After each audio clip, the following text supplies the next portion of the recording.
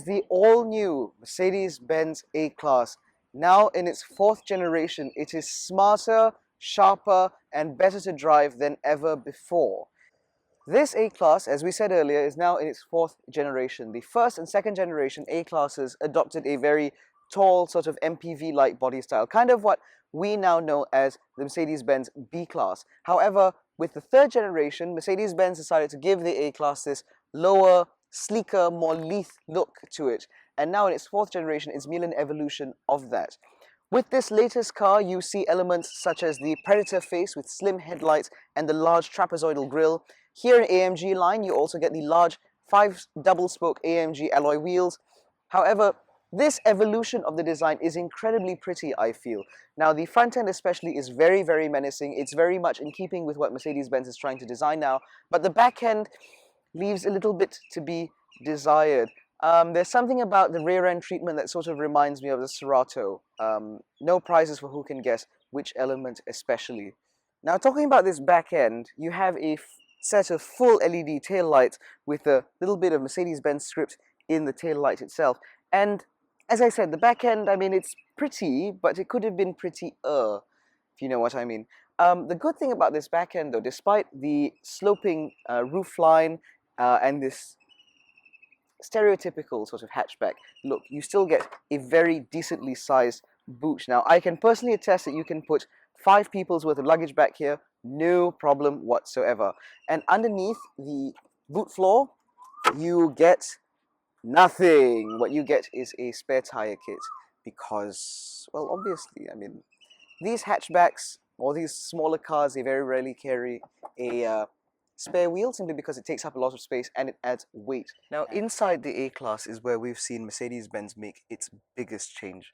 Now, the A-Class debuts in Malaysia and as well as abroad this new MBUX infotainment system, which basically powers both of these screens. Now, in Malaysia, we get both of these screens as standard, and they're very, very high definition. This one on the left is a touchscreen system.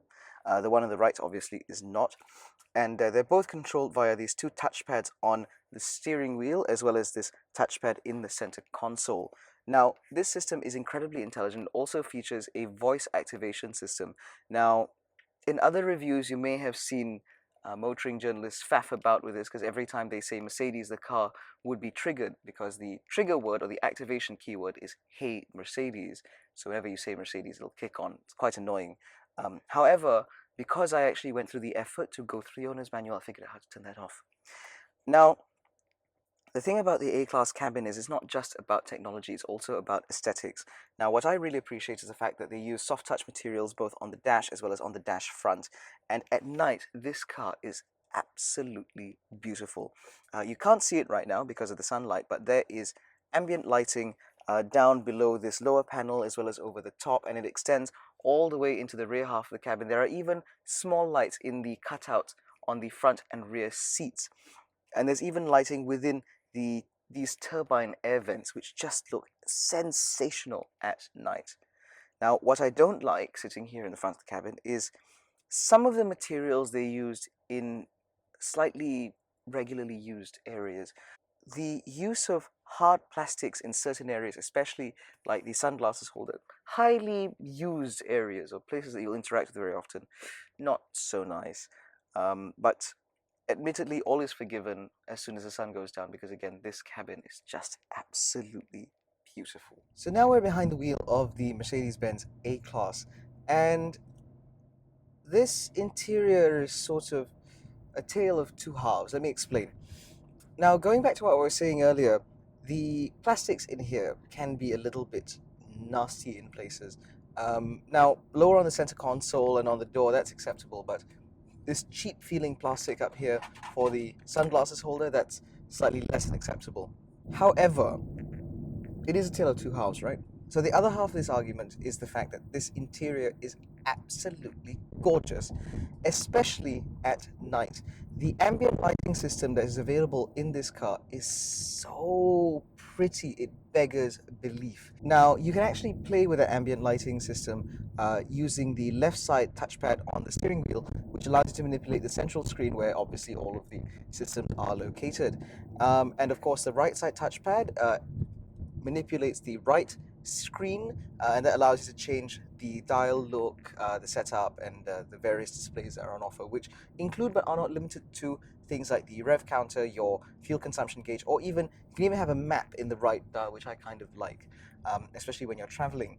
The driving experience of the A-Class is a sort of a hit and miss. So this engine, for example, is very, very powerful, yet very, very frugal.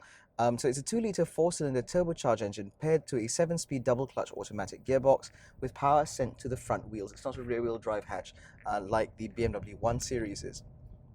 That said, despite the power on offer, and it is so tempting to use a lot of those horsepowers when you're out on the road, it is also incredibly frugal. I've been driving this car in excess of 1,000 kilometers at this point, and at no point, despite my, let's say, impatient driving style, has this car consumed more than 9 liters per 100 kilometers. It's an excellent result for a car of this caliber.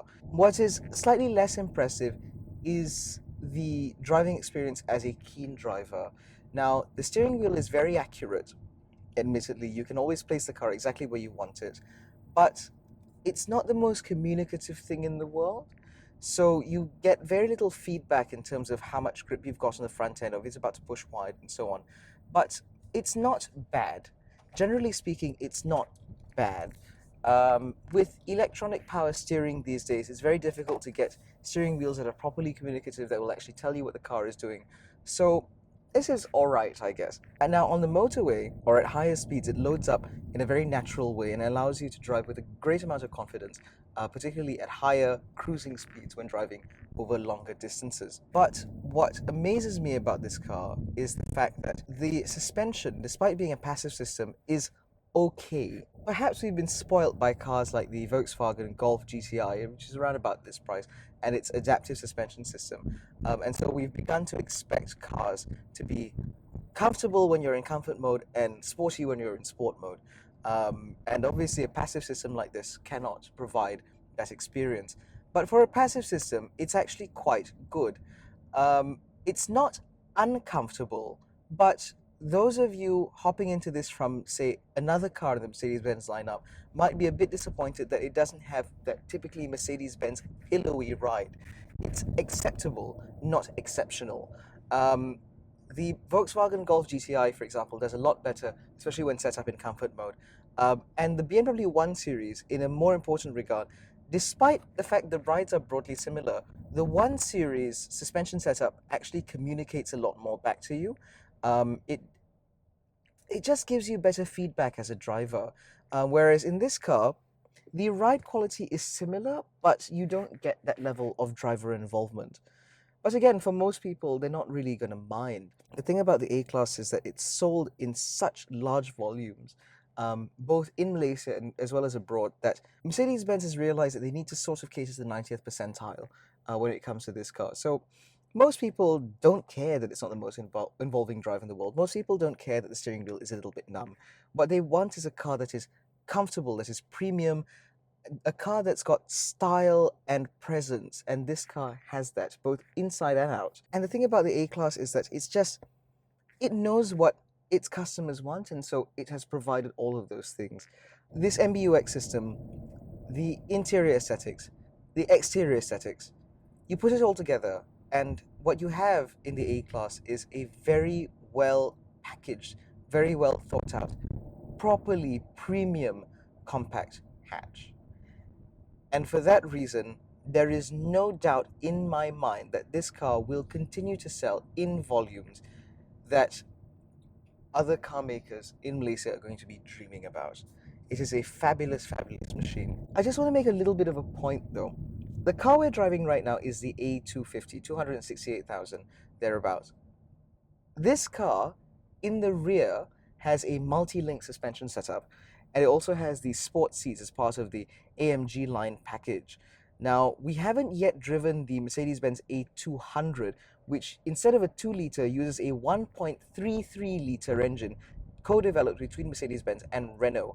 And that car, in addition to having that engine, also has a torsion beam rear suspension setup, which I'm made to understand changes the character of the A-Class quite noticeably. So we're in touch with Mercedes-Benz to try and screw that one down, because there are lots of those changes are quite significant. You know, the engine, the suspension. We need to know if the comfort seats, for example, because these are the sports seats, right? We need to know if those comfort seats are properly comfortable. We need to know if that suspension setup is any good, if it's better than this or worse. And we need to know if that engine runs on French onion soup, or if it'll go on strike after 5.5 minutes because it's worked too hard. We need to know these things. You need to know these things. So we are working very closely with Mercedes-Benz to try and make that happen, and we will bring you that review very, very soon. However, I believe I've covered all I need to cover with the A250. It's been a wonderful time having this in our garage for the last 4 days as of today. And thank you so much to Mercedes-Benz Malaysia for arranging this in relatively short notice. We really appreciate all of your support.